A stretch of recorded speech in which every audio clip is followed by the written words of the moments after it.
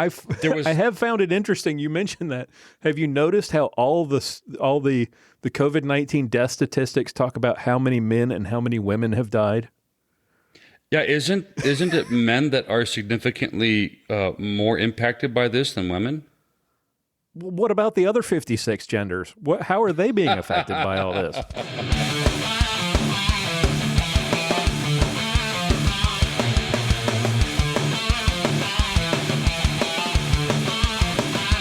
Pistols, prayer, and potluck.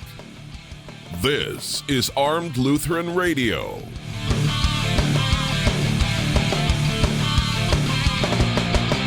Hi, folks. Welcome to Armed Lutheran Radio, a show about guns, hunting, competitive shooting, the natural right of self-defense, and what God's Word says about the issues surrounding gun rights and gun ownership. I'm your host, Lloyd Bailey, the Armed Lutheran, and this is episode number 218. Thank you so much for making Armed Lutheran Radio a part of your week again this week, and wherever you are, I hope you are safe and sound and doing well during this crazy COVID-19 crisis. Today is our bi-weekly variety show with segments from the entire cast, Mia Ann Stein, Pastor John Bennett, and Sergeant Bill Sylvia.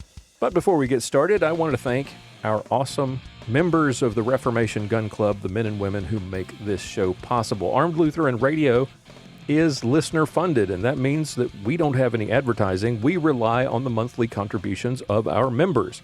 And this week, I want to give a special shout-out to Gavin and Scott and John and Tyler and Diane and Robert and Philip and Paul and all of the members for whom I am eternally grateful, because their support makes all of this possible. Even though we are slowly being allowed out of our house, it's still the perfect time to curl up with a good podcast like this one. So come join the Reformation Gun Club and help make this possible, and enjoy hundreds of hours of exclusive content, early access to every week's episode, and free downloadable content, some cool Armed Lutheran swag, and invitations to participate in our monthly online hangouts. Even $1 a month, if that's all you can do, we appreciate that, because that goes a long way to helping us pay for hosting and software and other services that help keep the show going. So check it out if you are interested at armedlutheran.us/gun club. Look for a link in the show notes for today's episode, or a link in the menu of the website, armedlutheran.us. All right. Before we get to the segments from the cast, I wanted to just a couple of thoughts here. Across the nation, we're starting to see some changes, a snail's pace move towards reopening the country, and hopefully you're seeing that happening wherever you are. As I said, and as we talked about in last week's show, it's probably a little too early to do that in places like New York, New York City, or Detroit, but everywhere else, most everywhere else, it's time to get back to living. Unfortunately, though, there are some tyrants like that she-Nazi in Michigan. The governor of Michigan, they've extended the stay-at-home orders through the end of May, just, in my opinion, out of sheer spite. The Babylon Bee joked this week that California had started releasing violent criminals from prison to make room for people who go outside. And in California, we saw a video this week of cops hassling 90-year-olds on the beach for sitting on folding chairs instead of sitting in the sand, because rules, basically. And how dare you question those rules? Because you're likely to spread the virus if you sit on a folding chair. Yeah, makes perfect sense. The Babylon Bee, by the way, if you have not read it, you really should. It's a satire site, but it's become so close to reality that even the mainstream media cannot tell the difference most of the time. Snopes.com at one point was fact-checking their satire, believe it or not. It's really funny stuff. Be sure to check it out. The states that are rolling back toward normalcy have apparently hired the same morons who crafted the rules for closing down their states to craft the new rules for reopening. They're completely arbitrary, and they make no sense. Some states are moving faster than others, some are more logical than others, but in pretty much every case, they're stupid. Here in Texas, for example, Governor Abbott has decided that it's totally safe to go back to the dentist or to get plastic surgery, but you can't go to the hair salon or to the barber to trim back that 6 weeks of unkempt lockdown wig that's been growing, which makes totally perfect sense. It's so much safer. And in Laredo, Texas, we saw this week, police mounted an undercover sting operation to bust an illegal home hairstyling den. I feel so much safer knowing that black market hairstylists are behind bars, don't you?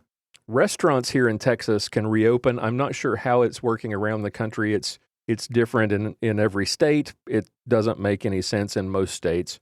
But here in Texas, restaurants can reopen their dining rooms, but only at 25% occupancy, which means that your small mom and pop restaurants, the ones that are small businesses, self-employed people, not your big chain restaurants, they're probably going to stay closed because it's just not worth the time. In fact, and I've noticed that some of the restaurants around town here have started to open up, but one of the restaurants right here downtown has made that exact decision. While larger restaurants, like there's one right downtown, just 100 yards away, there's a cozy storefront bistro, small business, independently owned. They've decided it's not worth their time to reopen their dining room for 6 or 7 people. And all of these state governments, keep this in mind, they're reserving the right to shut everything back down if they deem it necessary. So don't go celebrating your newfound freedom by using up all the toilet paper you've been hoarding. You may find you need it again if the winds of public opinion and media opinion drive our politicians to lock you up once again. So a couple of things I want you to think about as we move forward and things start to change. First, as we emerge from our house arrest, and that's what it's been. It's not a quarantine, it's house arrest. You've been under arrest by your state and local governments. You don't quarantine healthy people. I don't care what they're calling it. It's not a quarantine unless you're sick. It's house arrest. In any event, as you come out and start to interact and start to go places, keep good personal hygiene and proper social distancing in mind. Continue that social distancing. Wash your hands. Avoid shaking hands with every stranger you meet. Don't touch your face in public. Don't do stupid stuff like the son of the police chief in Chicago did. Don't go out holding block parties, or don't go back to licking airport toilet seats. Be sensible. We should have been doing this stuff all along. It shouldn't have taken a virus to learn this. Personal hygiene, good social distancing. Okay? Second, if you're going to protest, and I would suggest, especially in those states like Michigan where they're continuing to keep you locked down, I would do it, but do it responsibly. Rob Pincus has called this responsible rebellion, and I would encourage it. Speak out. Peacefully refuse to comply with arbitrary rules. Speak to your representatives at the local and state level. March, rally, write editorials, call in to your local news shows. But responsible rebellion, remember, doesn't mean that you act out all the stereotypes that our opponents have painted of us. Observe social distancing rules. So if you're going to protest 6 feet apart, right? Wear the protective, the PPE. Don't go massing and bunching up together and hugging each other. Be smart about it. Show them, look, we're responsible. We want to be allowed we want our freedom back. Don't prove the point that you're not responsible. Because the whole point of these lockdowns is that these politicians don't trust you with your freedom. That's the whole point of it. And what some of these protests have done is proved their point by going out and piling up people in small areas, all packed together, and painted a picture for the whole world to see. Oh, yeah, they're not responsible. So don't do that. Go and protest, but stand far enough apart that you can say, yeah, we came out and protested, but we also maintain social distancing. Do it in your cars. Make traffic a nightmare for the politicians. you know. So be sensible about it. Don't give the media and the politicians something for them to point at that takes the focus away from what you're trying to focus on, which is the loss of your freedoms. Don't open carry, for God's sake. Don't go armed to the teeth carrying a rifle to a rally about social distancing and lockdowns. I mean, really, are you really going to? There was one, and I think I may have talked about this on the show in a previous episode. Dallas County has one of these tyrants, Judge Clay Jenkins, and he has ordered all businesses to close. He has very interesting definitions of what's essential and what's not. And a small business owner has decided that her salon is going to reopen because she's late on her mortgage payments. She still has to pay the rent for her business. Her employees are not being paid because they're all independent contractors. She is a small business owner. None of them can apply for unemployment because when you're a small business person or independent contractor, when you're self-employed, you can't apply for unemployment. That's the other thing that's about these numbers. When you hear 30 million people are unemployed, it's worse than that because all the people who own their own businesses or are self-employed, they're not eligible for unemployment, so they don't go register. So 30 million is like bottom line minimum of how many people are out of work. It's far worse than that. So she decided she's going to reopen her salon, and that's great. And police showed up and they looked around and they said, okay, as long as you're being safe, fine. Well, here is a cease and desist letter. Here's a fine from Judge Jenkins, and good on her. She stayed open. She gave the cease and desist letter and the fine to her lawyer and said, nope, we're going to keep working because we need to make a living. Good for her. That's responsible rebellion. Awesome. What's not responsible rebellion is the idiot who showed up the next day with a tricked out Mosin Nagant supposedly going to protect her rights. Seriously? I mean, are you really about to throw down with a police officer who's enforcing a code violation with your tricked out World War I era rifle to defend a hair salon? Seriously? Let's be reasonable. Protest, but don't take the focus of the protest and put it on you. Make it about our rights. Make it about the 30 plus million Americans who are now unemployed because of this mess. Don't make it about armed protesters, because that's the way the media is going to portray it. The media is going to focus on you and your guns, not on the lady who's trying to get her business back open so that she can earn a living. And the fact that an idiot like Clay Jenkins has shut her down and prevented her from earning a living. And finally, and I said this a couple of episodes back, we need to hold these elected representatives accountable in November. It's an election year, which is part of why the media and politicians are doing this. I don't subscribe to this is a conspiracy that was concocted to get rid of Trump. But once this thing kicked off, I do believe that in the tradition of Rahm Emanuel, don't let a good crisis go to waste.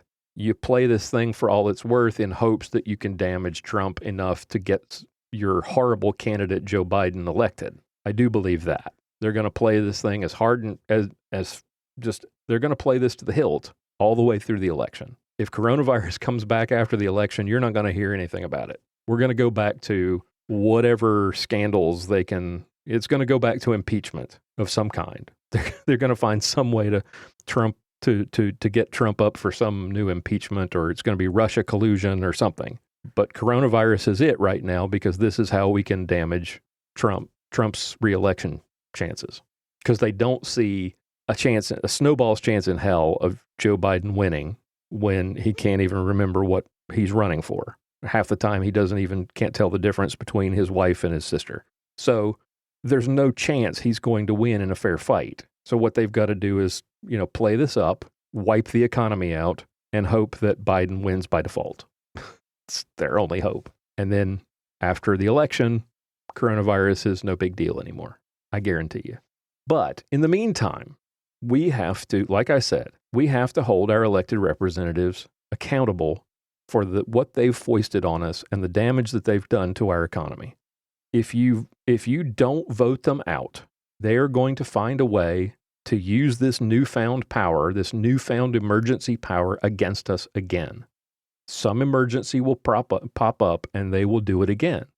The models turned out to be bogus, and the pretense of an emergency has allowed them to wield their power against us and against groups and businesses that they don't like.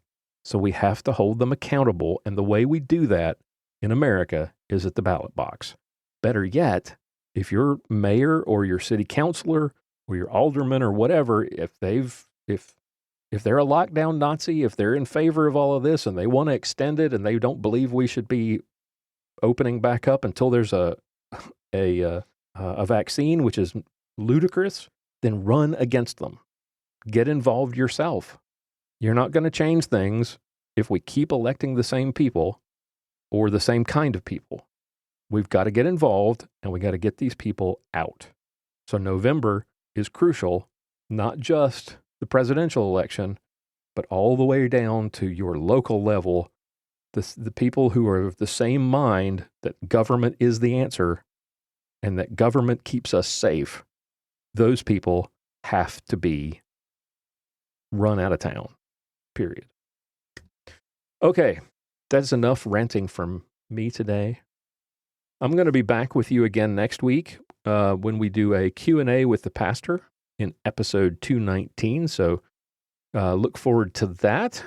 Sit back and enjoy the rest of today's show with our awesome cast, Mia Anstein, Pastor John Bennett, and Sergeant Bill Sylvia. I'll talk to you again next week.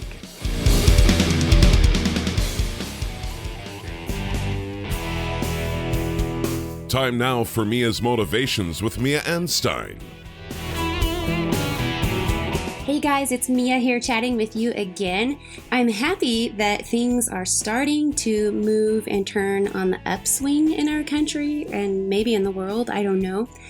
But I wanted to, again, give some advice. I feel like I'm always kind of lecturing you guys or giving you guys a to-do list. I don't know. But this is something that I wanted to share with you because during the pandemic, there's been crazy things going on. And in the Armed Lutheran group on Facebook, I had made a joke that Sergeant Bill looked funny in a graphic that Lloyd had shared because he's outside and we're like barricaded in our houses. And it wasn't to, so to speak, make fun of him or anything like that. But I really feel for the police officers because I live in a very rural area in Southwest Colorado, and where we are, things have been very strange. And the gun stores are more busy than ever before. People are buying more and more firearms, and that's because they're scared, obviously. And we've shared some articles and content. I've seen several of you share them in the Armed Lutheran group.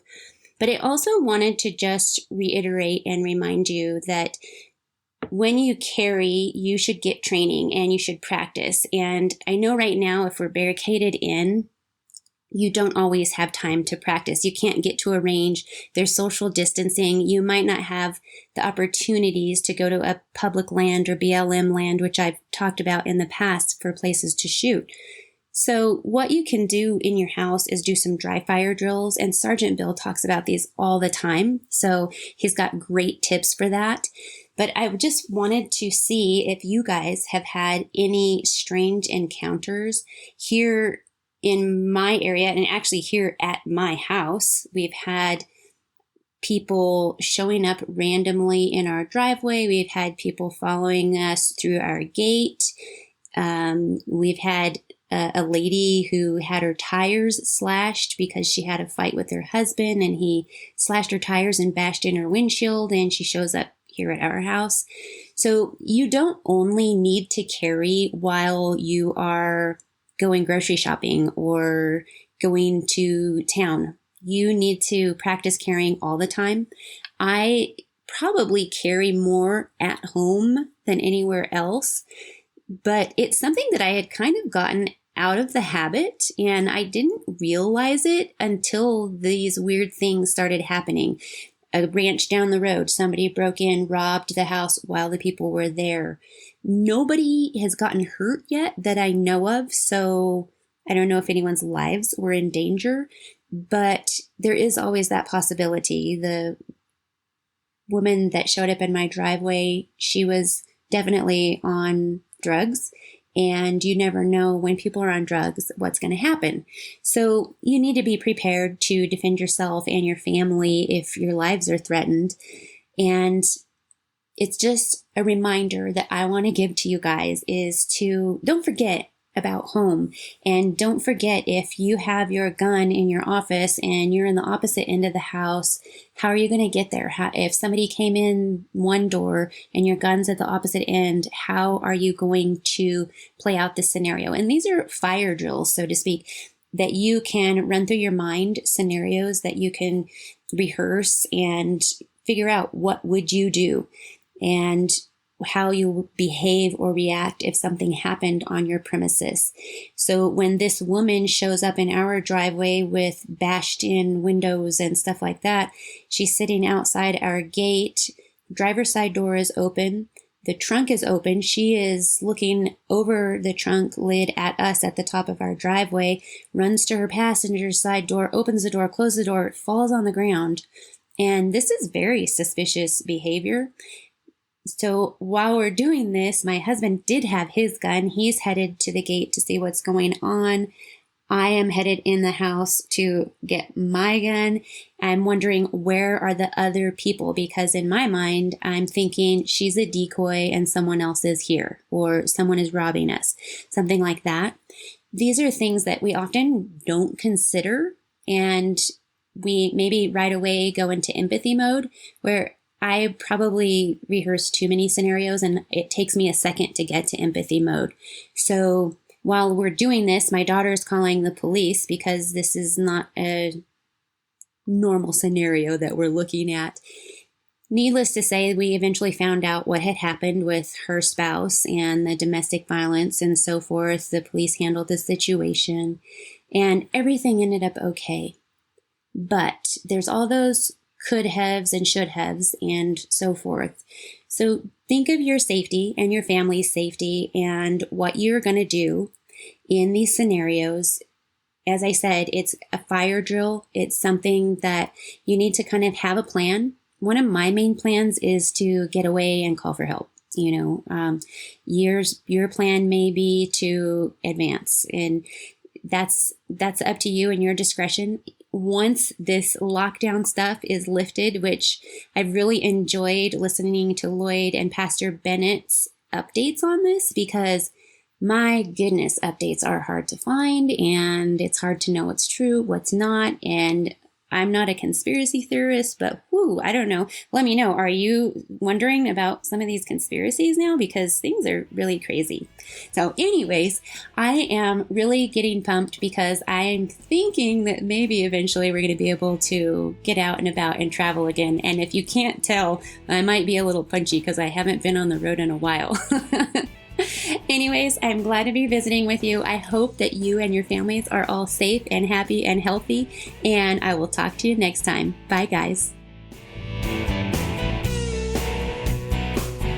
You can read more from Mia, watch her YouTube videos, or check out her podcast, Mac Outdoors with Mia and Leah, at miaanstein.com.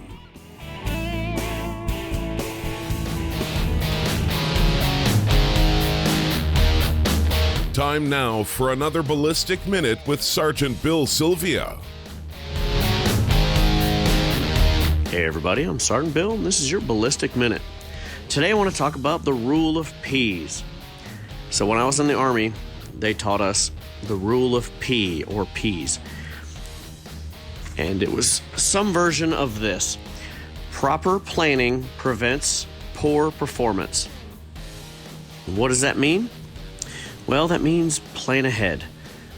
Plan ahead for practice, for matches, for anything that you do that has a lot of different parts, a lot of different equipment, so that you can be ready when the time comes to go to that match, to go to practice, to do the things you need to do, and you're ready to do it, and you're not running around at the last minute trying to figure out, what did I forget? What did I forget? Some examples of these, and all of these may or may not be something that I have done, going to either a practice session or a sanctioned match. Examples would be leaving your cover garment for an IDPA match at home after driving to Arkansas 4.5 hours away. Leaving your magazines for your gun that you were going to practice with when you go to the range for a session that you haven't been to the range to practice in 4 weeks because of the pandemic situation and children stuck at home and work and all that other stuff. How about leaving your guns at home when you go to a local match or a practice session? Maybe leaving targets at home when you go to do a practice session, or leaving your target pasters at home so you can't really shoot that much because the targets get all shot up. Or maybe leaving your paint, your white paint at home, so you go to the range and the range rules are that you're supposed to paint the targets after you're done using a bay so that the targets are pristine and ready for the next shooter that comes to use that practice bay. There's lots more examples of these, but we all make mistakes, so learn from them. One of the things that I've learned from it is make a checklist. Make a checklist that includes going to practice, that includes going to local matches, that includes going out of town to sanctioned matches.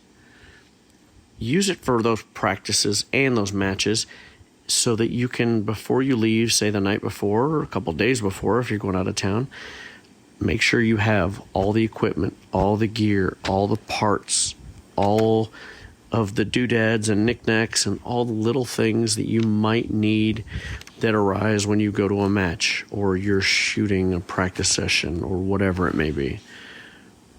Because if you don't, you're probably just going to be wasting your time. So take a few minutes and take a note card or a piece of paper or whatever you need and make yourself a checklist of all the equipment, stuff that you got, and things that you might possibly need for a practice match or local match or sanctioned match so that you'll be ready and you'll be prepared.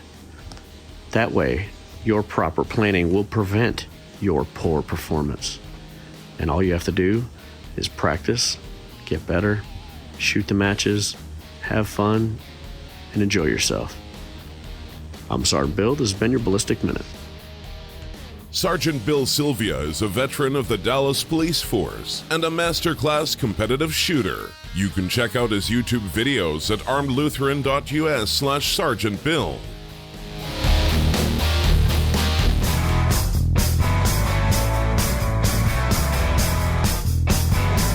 It's time for Pastoral Quantifications with Pastor John Bennett. Hello and welcome to Pastoral Pontifications. This is the pistol packing padre here to do a little of pontificating, and when I mean a little, I mean just a little bit. First, how are you doing? How are you holding up with all of this madness? If you're in a state like Michigan, perhaps you are doing absolutely miserable right now.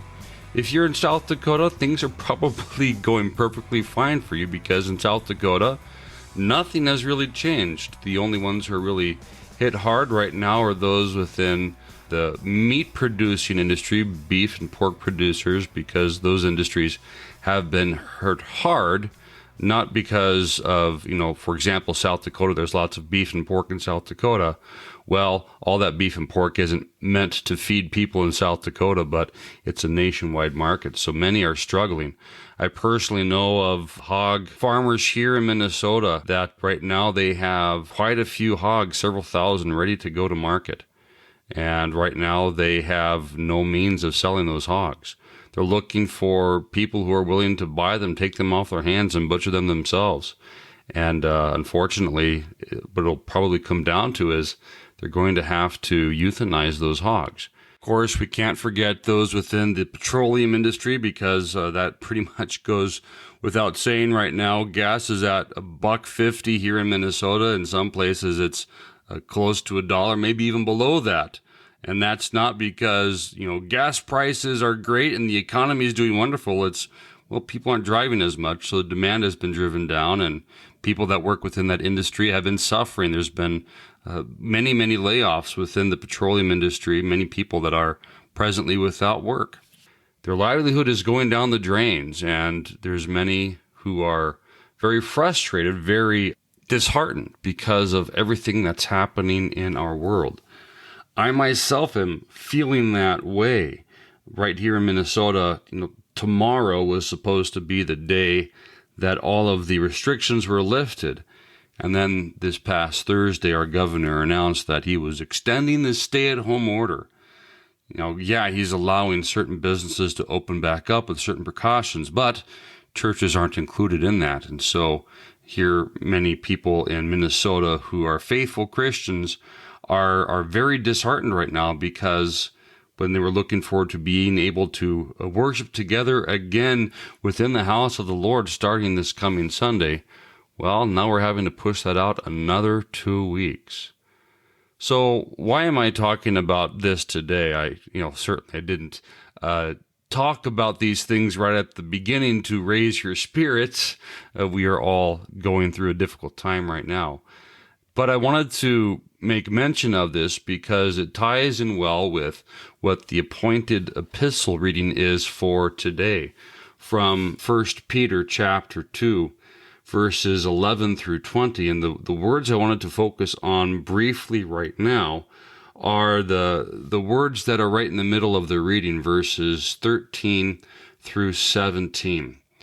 Therefore submit yourselves to every ordinance of man for the Lord's sake, whether to the king as supreme or to governors, as to those who are sent by him for the punishment of evildoers and for the praise of those who do good. For this is the will of God, that by doing good you may put to silence the ignorance of foolish men. As free, yet not using liberty as a cloak for vice, but as bondservants of God. Honor all people, love the brotherhood, fear God, honor the king. So how can we take a look at these words and apply them to our lives in the times that we are presently living in? Well, first and foremost, if I wanted to put these words in as brief an explanation as possible, St. Peter is teaching us that we should honor those in authority over us, and we should do good. Now, if we look at this in a broader application, we could certainly bring in Romans 13, but we should understand that from the teachings of Scripture, both from what St. Paul writes to the church in Rome, what St. Peter is writing here in chapter 2 of his first epistle, that all authority is given by God. Remember what Jesus said as he stood before Pontius Pilate while he was on trial, that Pilate would have had no power except what is given to him from above. So it is our triune God who is in control of all things. He is the one who has put all authority in its place. Keep in mind also that when Paul was writing to the Romans, when Peter was writing this epistle, they were living under Roman rule. The Roman government, I assure you, was far, far more oppressive than what we are experiencing right now. Yes, this sucks. I get it. I am certainly there with you on this. But aside from all-out rebellion, which, if you want to do that, go ahead, but don't be calling me to help post your bail. Looking at these words from St. Peter, how can we apply these to our lives as the children of God in the times that we are living in? So what I would encourage you to do is to look at this from the perspective of what good is God working through these present circumstances in which we are living. Is our God using this pandemic and these stay-at-home orders and these restrictions that have fallen upon even churches to give the people of God a stronger yearning to be faithful in worship, a stronger yearning to be faithful in the study of scriptures and in daily prayer? One of the things that is worth pointing out is that if we look at the course of human history, the church always thrives under persecution. I think back, this was just a few years ago, where the president of the Lutheran Church Missouri Synod, and that's the church body that Lloyd and myself are members of, that he was interviewing or talking with the president of one of our sister church bodies in Africa. I can't remember exactly which church it was. I think it was the Lutheran Church in Kenya, if I recall correctly. And the bishop of the Lutheran Church in Kenya, if that's who it was, I like I said, I'm not 100% certain, but I think that's who it was quoted as saying that persecution is good for the church. Not that persecution is good for us in the sense that, hey, it's awesome to suffer and to be killed in horrible ways, as we see what's happening in some of these African nations right now. But that, as St. Paul himself says, that it is a blessing to suffer for Christ. Even though we're not dealing with persecution per se within various states in our country right now, it certainly makes us feel oppressed as those who are members of local congregations. And so perhaps God is working through this to give his people a greater desire to be active and be a part of a local congregation. If we look at the statistics in our country, that church attendance has been on the decline for decades. Maybe our God is using this to strengthen his church here on earth, to strengthen local congregations in our communities, to create, for lack of a better term, a revival within Christianity here within the United States. You know, we look at other good things that can be brought about through this. Perhaps this will teach people to be more responsible with their finances. How many people in our country are living paycheck to paycheck? There's probably quite a few who even after this will continue to go back to living paycheck to paycheck. But perhaps this will be a difficult teaching moment, a good reminder that we should live within our means, and that we should not live a life of frivolity, but be wise with our finances, because after all, what we have in this life, all good things are given to us by our Father above, and so we should be good stewards with the gifts that our God has given us. Perhaps this is good in teaching us to be better human beings, to be better to one another, to not take our neighbors, our loved ones, our friends for granted, those whom we are not able to spend as much time with right now because of these stay-at-home orders. Perhaps this will teach us to be mindful of the needs of those who are less fortunate. You know, I think right now of those who are elderly, who fall into that more vulnerable demographic of the population. Wouldn't it be great that if, as a result of this pandemic, that more people in our country are more mindful of the needs of those people, of the loneliness that many of the elderly experience on a regular basis, the separation that they feel from their loved ones, for those who are, in nursing homes and are often forgotten. And now, hopefully, after this pandemic, that won't be the case, that, people will treasure our elderly. There's always good that can come out of this. Yes, the bad stuff, it's terrible. We will get through this. Lord willing, our country will recover financially from this. But in the midst of all the bad, try and see the good that our God can work even in the midst of circumstances like this. Well, that's all for this week. I hope you are doing well. I hope that you and your families are surviving and thriving in the midst of this.